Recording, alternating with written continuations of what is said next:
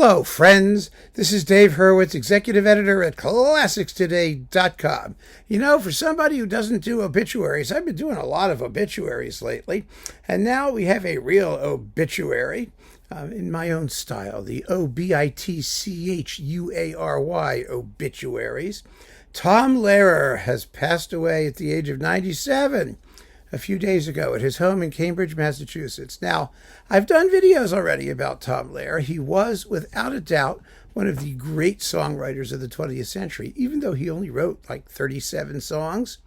He was kind of like Duparc or one of those people. He had a somewhat limited output. He did what he wanted to do, then he stopped doing it and continued teaching, which was his main profession. He taught math and he taught music theater.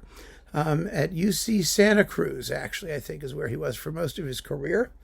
Wow, what an amazing songwriter he was. Funny, probably the funniest who ever lived. I don't know. I mean, there were some pretty good comic songwriters out there, not the least like Sir Arthur Sullivan and people like that. But Tom Lehrer's satire, because that's what it really was biting and hilarious, and his words were as brilliant as his tunes were catchy. I mean, he was one of the most amazing satirical songwriters for sure who ever lived, and he had admirers up and down the line of music lovers. Otto Klemperer adored the Vatican Rag and the Ballad of Alma. I mean, because he certainly knew Alma, it's really fabulous. Fabulous body of work. Here it all is. We reviewed this previously, this 3 CD set containing all of his stuff, which seems to be no longer available. At the end of his life, Tom Lehrer had a website with all of his music on it, and he declared all of his stuff in the public domain, which is marvelous. It's absolutely marvelous. I mean, I first encountered Tom Lehrer, and we talked about this before, and especially in my little video with Mom on Mother's Day. You know, she had a direct connection to Tom Lehrer because one of her professors in college was Tom Lehrer's roommate at Harvard. And she had the albums, and when I got her record collection, I was playing these things. And, I had no idea what they were about as often as not. I mean, don't solicit for your sister, that's not nice, unless you get a good percentage of her price. The Boy Scout song, remember that? Be prepared. Well, when you're 7 or 6, hey, I wasn't quite sure what was going on there, and it wasn't until much later that I knew. But I will say this, my parents were absolutely open to whatever I got into. I got my mother's record collection. If it had stuff that was risque, it was risque. When I learned how to read, I read the same books my parents read. After I got through the Hardy Boys and all that stuff. I mean, the Bernstein Bears, I had my 6 and 7-year-old things. But then by the time I was up to 10 or 11 or 12, I was reading Philip Roth and Kurt Vonnegut, Breakfast of Champions. I remember when it came out. And, Leon Uris, QB7, and, all kinds of stuff, like Portnoy's Complaint. I mean, and I had no clue what the more risque things were. I joined the science fiction book club, and I'll never forget, I got a collection by Harlan Ellison called Dangerous Visions that had some absolutely obscene and quasi-pornographic stories in it. And I just looked at this stuff, and I didn't know what it was, but I knew I shouldn't be reading it. And I brought it into my parents. I remember to their bedroom, and I said, should I be reading this? And my father looked at it, my mother looked at it, and their eyebrows went, whoa, like this. They said, nah, it's fine. That was that. They understood.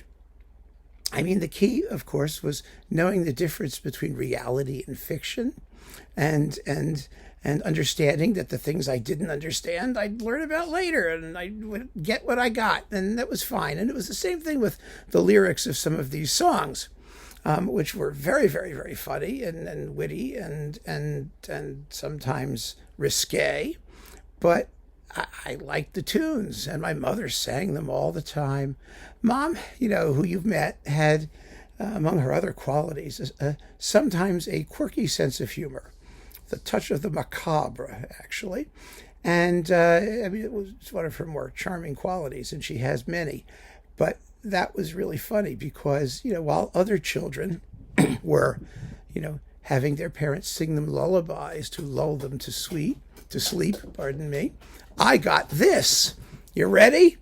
I hold your hand in mine, dear. I press it to my lips. I take a healthy bite of your dainty fingertips. My joy would be complete, dear, if you were only here. But still I keep your hand as a last precious souvenir. The night you died, I cut it off. I really don't know why. For now, each time I kiss it, I get blood stains on my tie.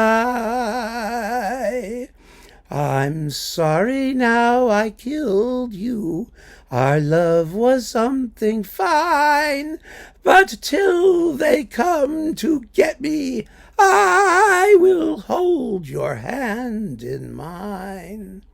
I never fell asleep during that song. I thought it was marvelous. Actually, my family sort of has a tradition on my mother's side of sounding like that when we sing. Like during Passover services, we were always encouraged not to do the songs or to do only one verse of them. So, I'm in good company as far as my family goes. But that's what Mom sang to me. And I got hooked. I was always hooked. And I think the lesson we take from Tom Lehrer's life and his output is that he taught us how to laugh in music. He taught me how to laugh in music, and a lot of other people besides. He offended a lot of people too, of course, because real humor is always offensive to somebody, isn't it? I mean, nobody has exactly the same sense of humor, but he was a marvel, a wonderful, wonderful songwriter and a real character, and somebody, considering the slender quantity of his output, was enormously influential in the wider world of music, well beyond the simplicity and minimal quantity of his works would suggest. And so he had a life well lived. And rest in peace, Mr. Lehrer. Keep on listening, friends. Thanks for joining me. Take care.